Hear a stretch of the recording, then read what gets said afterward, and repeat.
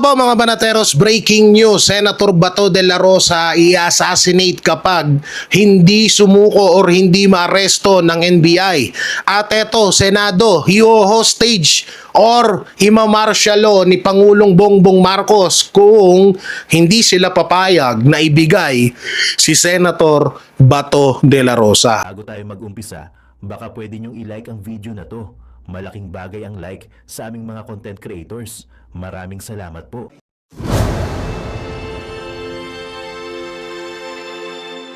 Grabe po itong balita na to. Posibleng mangyari at posibleng hindi mangyari. At dahil nga sa kakayanan ng administrasyon, wala hong imposible. Kung si Pangulong Duterte nga, di ba, kinidnap nila sa loob ng, nakalimutan ko na, airbase. No, diyan sa nakalimutan ko yung lugar. I-comment nyo na lang diyan. What if pa kaya itong si Senator Bato de la Rosa? So talagang gusto nilang ubusin etong mga senador na to.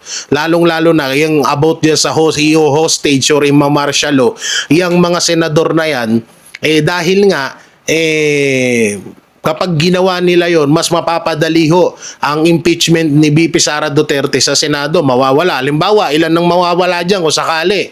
Andyan sila Villanueva, andyan si Marcoleta, Escudero, Bato de la Rosa, Bongo, Cayetano, sabihin na natin yung dalawang Cayetano, so 7, 2 Villar, so siyam, at syempre sino pa ba yung mga diyan? Alam naman na natin etong si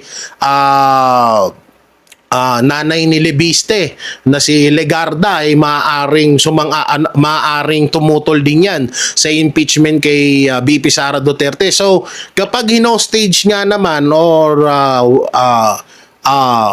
winalang yan nito or parang alam mo yun, yung i-hostage nila tong mga senador, ay hindi na nga naman ito makakaboto sa impeachment laban kay Vice President Sara Duterte. Ang matitira na lang doon ay yung mga against or yung mga boboto sa impeachment ni VP Sara. So isa rin sa matatawag na na double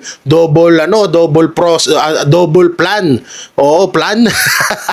Dalawang dalawang meaning yan, yung hostage or dalawang pwedeng mangyari, pwedeng totoo, pwedeng hindi, at pwede rin nila na diyan nila idaan na para ma-impeach lang si Vice President Sara Duterte. Pwede nilang gawin yan, alam nyo. Kung ang relihiyon na QJC na sobrang daming miyembro at isa pang religion, isa pang relihiyon, alam mo yon, ginipit nila, sinarado, walang imposible sa kanila mga banateros mga kabiyaya. Kaya yung Senado na yan, malamang sa malamang pwede nilang gawin yan dyan. Pwede nilang isarado yan, kontrolin yung mga senador. Siyempre, anong magagawa ng mga senador? 'Di ba? Anong magagawa? Presidente ang nag-uutos na wag silang palabasin hanggat hindi nila ibinibigay si Senator Bato de la Rosa. So talagang mapipilitan ng mga senador na ibigay yan or i-turn over nila or isuko nila etong si Senator Bato de la Rosa. At dahil nga dyan, eto, basahin natin mga banateros mga kabiya, may kita nyo dyan, arrest warrant kay de la Rosa ay binigay umano kay Soto. Eto, malupit. Pero hindi pinaalam sa ibang senador. Grabe, no? Ang lupit pala nito ni Tito Soto. Ayan may kita nyo dyan sa screen. Di tayo nagpe-fake news. Ibinunyag ni Senate President Alan Peter Cayetano ang report mula sa Senate Sergeant at Arms kung saan ay sinabi na alas 7 pa lamang ng umaga nitong May 11, 2026 ay nasa Senate building na ang mga miyembro ng National Bureau of Investigation para sa ihain ang isang warrant laban kay Senator Bato de la Rosa. Alas 2 naman ng hapon ay ibinigay kay Soto ang kopya ng warrant, ngunit hindi ito pinayagan ng dating Senate President ipamahagi kahit sino man nakasama ang mga senador. So ibig sabihin, sinikreto ni Senator Soto etong warrant of arrest ni Bato de la Rosa. Anong niya doon? Anong purpose niya? Bakit hindi niya pinalam? Anong purpose niya? Talagang may intention siya na ibigay? Or talagang kung hindi pala siguro siya napalitan bilang Senate President, talagang ibibigay niya kay Trillanes etong si Senator Bato de la Rosa? Aba, antindi mo ha? Ayun hindi ibinigay Oh. Naniniwala si Cayetano na sana'y ipaalam kay De La Rosa na mayroong warrant laban sa kanya. Yan ang sinabi dito, no? Grabe si ang tindi ni tawag dito, ang tindi ni Soto, no? Biruin mo, hindi niya pinaalam yon sa mga kapwa niya senador, inilihim niya. So ibig sabihin walang kaalam-alam etong si Bato de la Rosa na may warrant na siya, 'di ba? Grabe ang tindi. Oo. Pero ito pa, dugtungan pa natin. Pero instead nakipaghabulan sila, hinabol nila at mamaya papanood din natin sa inyo yung video sa paghabol kay Senator Bato de la Rosa. Oo, kasi maraming mga vlogger na sinasabi na na tawag dito na kalokohan lang daw, drama lang daw ni Bato. Yan, pinakita yung video. 'Di ba? Na talagang hinahabol siya ng NBI, ang tindi nitong NBI. Oo, talagang malupit. So ito, basahin pa natin. Speaking of NBI, NBI Director Matibag hindi pinapasok sa loob ng Senado. Ibinahagi ni National Bureau of Investigation Director Attorney Melvin Matibag na sinubukan niyang pumasok sa loob ng Senate building upang tignan ng sitwasyon sa umano'y paghuli kay Senador Ronald Bato de la Rosa. Hindi naman binahagi ni Matibag ang eksaktong rason kung bakit nandoon ang NBI sa loob ng Senado. Bakit kaya, no? Sinabi naman ni dating Senador Antonio Trillanes III na hawak nila ang warrant ng ICC laban kay De La Rosa. Pero ang tanong kasi dito, sorry, nasisinok ako. Ang tanong ko kasi dito, anong papel ni Trillanes? Una-una, hindi naman na senador yan. 'Di ba? Anong papel niya para maghawak, mag-issue ng warrant of arrest sa isang senador, sa isang Pilipino? Anong niya? Sige, sabihin na natin na siya ay membro ng ICC. Sabihin na natin na siya ang para siyang si Torre or tuta ng ICC si Trillanes. Una-una, wala naman jurisdiction ditong ICC sa Pilipinas. So, isang paglabag sa konstitusyon yan. Tapos, ang malupit pa dito, tinotolerate ng NBI. So, ibig sabihin, nilalabag na NBI yung konstitusyon ng bansa natin. At ang malupit pa rin dito, tinotolerate din ng palasyo etong paghuli ng ICC. Dahil daw sa Interpol, dahil kautusan daw ng Interpol. Una-una, ICI pa rin warrant of arrest ng ICI. Wala nga jurisdiction ng ICI sa Pilipinas. So bakit ganito, 'di ba? Sobrang nakakabuisit itong balita na to. So ito pa, basahin naman natin. Lumipad na ang mga batas sa Pilipinas, Attorney Torion. Kinwestiyon ng paghawak ni Trillanes sa umano'y ICC warrant. Dito tayo maliliwanagan. Kinwestiyon ni Attorney Israelito Torion, legal counsel ni Senator Bato, kung bakit umano isang pribadong mamamayang Pilipino ang may hawak ng dokumentong sinasabing ICC warrant at kung paano ito naugnay sa umano'y planong pagdakip kay De La Rosa. Ayan bakit may hawak na kopya ng ICC warrant ang isang sibilyang Pilipino? Tapos siya pa ang aaresto sa isang incumbent senator. Parang lumilipad na ang mga batas sa Pilipinas. Grabe, no? Talagang wala silang pakialam kahit labag sa batas. Ang tindi. Kaya sasabihin ni John Beck Remulla na maayos ang batas sa Pilipinas. Kayo rin mismo sumisira Ang tinutukoy ni Torion ay si dating Senador Antonio Trillanes III na naunang nagpakita sa media ng dokumentong sinasabi niyang ICC warrant laban kay Bato de la Rosa habang nasa loob ng Senado nitong Lunes. Matatandaan, nagpunta si Trillanes kasama ang mga ahente ng National Bureau of Investigation sa Senado, sa Senate, matapos mapag-alaman na nandoon si Senador De La Rosa. Una ring nagpahayag si Torion ng pangamba hinggil sa umano'y intelligence report na may naka-standby kay raw na aircraft para dukutin si De La Rosa. Dapat masunod pa rin ang 1987 Constitution natin at mga batas natin. Ika ni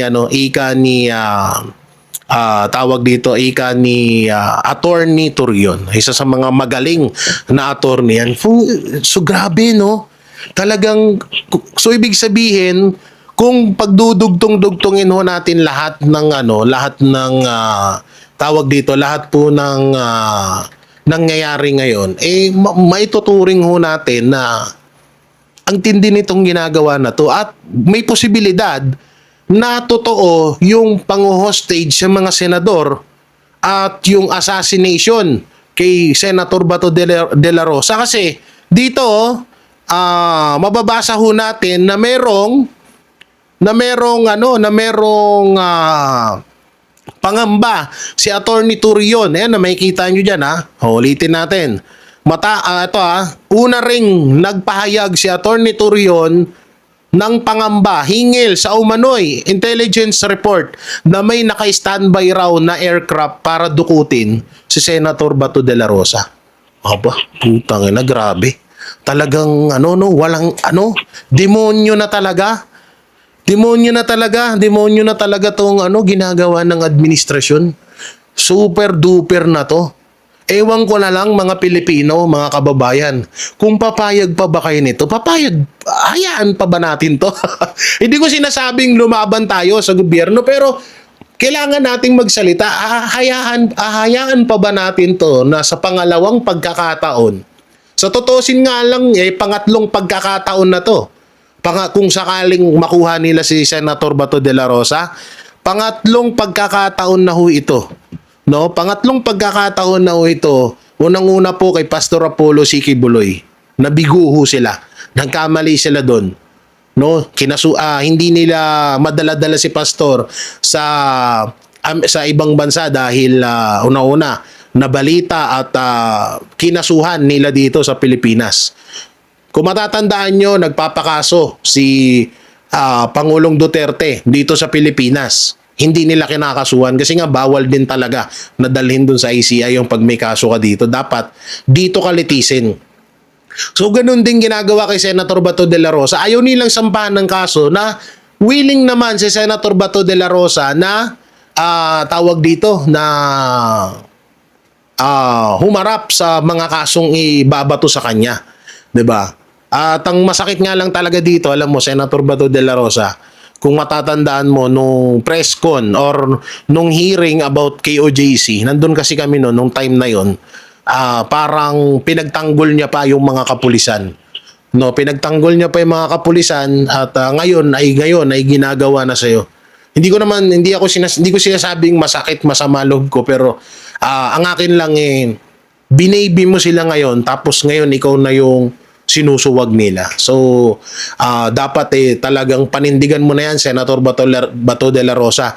Ipakita mo na sa buong Pilipino na kung sino si Senator Bato de la Rosa dahil matagal ka na rin matagal na rin lumambot Sa totoosin lang, hindi natin kilala si Senator Bato de la Rosa na katulad niyan, yung mga pagtatago, yung mga tawag dito, talagang palaban yan. So ngayon, ito na yung panahon, Senator Bato de la Rosa, na talagang labanan mo na sila. So ito pa nga isang balita na about kay Senator Bato de la Rosa pa rin. Binigyang diin ni Senate President Alan Peter Cayetano na bagamat maaaring tanggapin o isilbi sa opisina ang warrant laban kay Senator Bato de la Rosa, hindi papayagan ng Senado na maaresto ang mambabatas nang walang utos mula sa lokal na korte. Ipinaliwanag niya na ayon sa Senate Resolution 44, kailangan dumaan muna sa proseso ng hudikatura ng Pilipinas ang anumang foreign warrant bago ito kilalanin. Sa ngayon, nananatili si Senator Bato de la Rosa sa ilalim ng protective custody ng Senado habang hinihikayat ang National Bureau of Investigation or NBI na makipag-ugnayan ng maayos upang maiwasan ang gulo sa pagitan ng mga ahensya ng gobyerno. Intindi? Grabe to. At dito nga naglabas din ng dito tawag dito si Senator Villanueva. Sabi ni Senator Villanueva dito, mga NBI agents na humabol kay Senator Bato pinapa-cite in contempt. Ito maganda. Ni Senator Villanueva. Ipinamuka or ipinamungkahin ni Senator Joel Villanueva na i-cite in contempt ang mga NBI agents na nagtangkang arestuhin si Senator Ronald Bato de la Rosa sa loob ng Senado nitong Lunes. Ito ay matapos ipakita ng plenaryo ang CCTV footage kung saan may kita ang hinahabol ng mga operatiba ni De La Rosa habang sinusubukang ihain ng warrant ang ICC warrant laban sa kanya. Kasunod nito, pinagutos si Senate President Alan Peter Cayetano na ilagay sa kustodiya ng Senado ang naturang NBI personnel. Ipinakita ng insidente tuminding intensyon sa pagitan ng Senado at ng otoridad kaugnay ng pagpapatupad ng ICC warrant. Ito pa, panoorin natin itong paghabol kay Senator Bato de la Rosa at itong video ni Senator Joel Villanueva bago tayo mapunta doon sa maaaring i-assassinate itong si Bato de la Rosa at hostage itong mga senador or magtalaga ng martial law magtalaga ng martial law dyan sa Senado. So ito po, at panoorin po natin.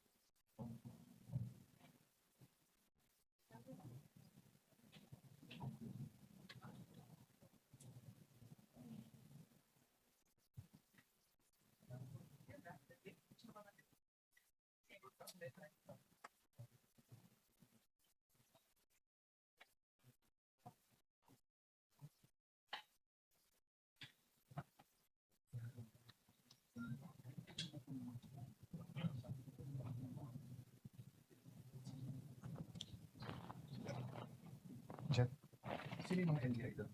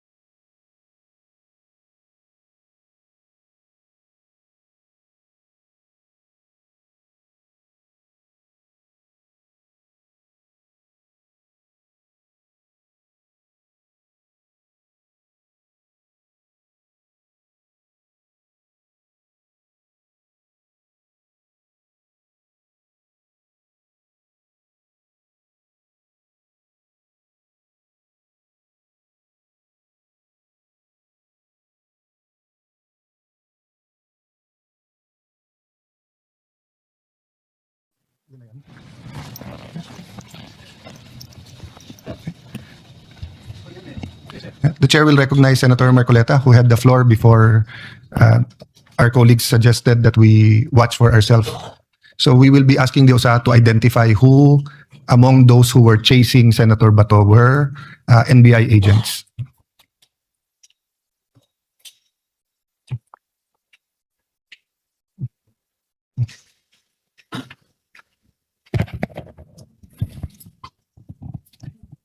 Mr. President, we have seen it all. I think this is the best evidence that can prove that the good senator, our colleague in this institution, is being chased by authorities. I'm not sure where they got the authority to chase him, and incidentally, I think he's about to be captured by them for purposes of serving him or rendering him or even surrendering him to the ICC. I'd like to ask, Mr. President, what is the authority of the National Bureau of Investigation in executing, for example, even if for the sake of an argument that the ICC issued a warrant of arrest against Senator Bato? As far as I know, Mr. President, the counterpart of the Interpol, which is the serving arm of the ICC in executing warrants, the Interpol's counterpart in this country is PCTC, which is the Philippine Center for Transnational Crimes. And I check that it is now it used to be under the Office of the President and under the control and supervision of the NAPOLCOM.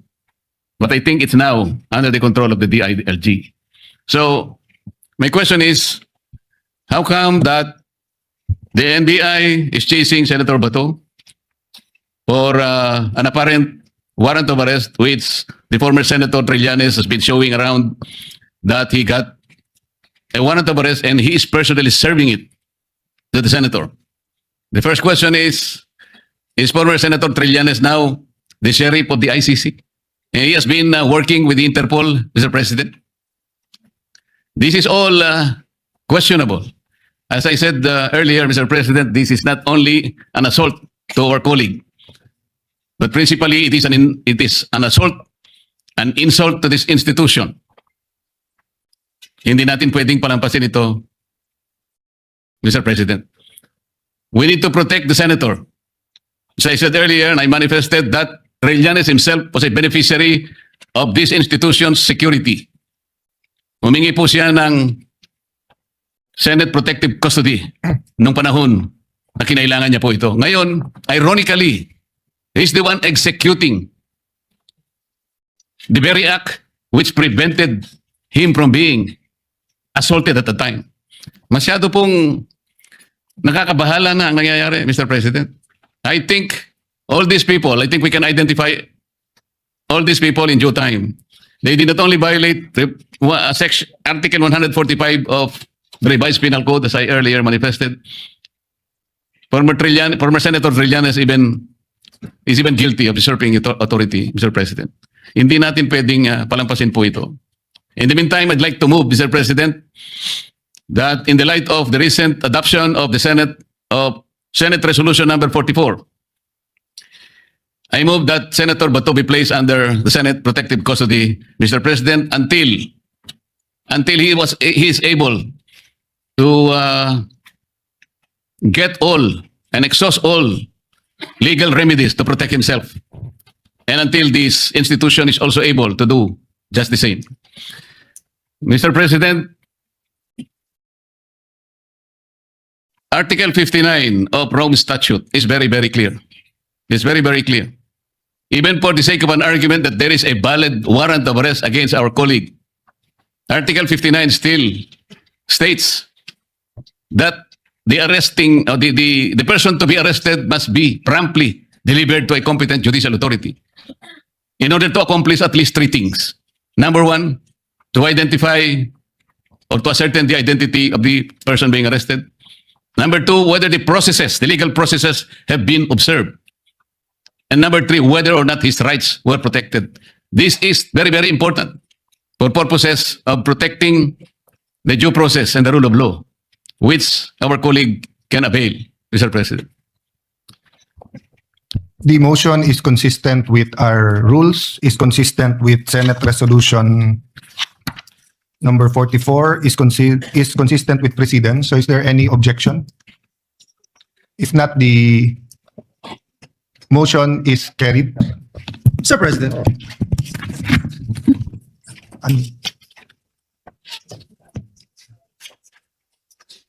So consistent with past practices, no? Senator Bato will enjoy the protection of the law and the protection of the Senate in accordance with our rules and with Philippine laws. No?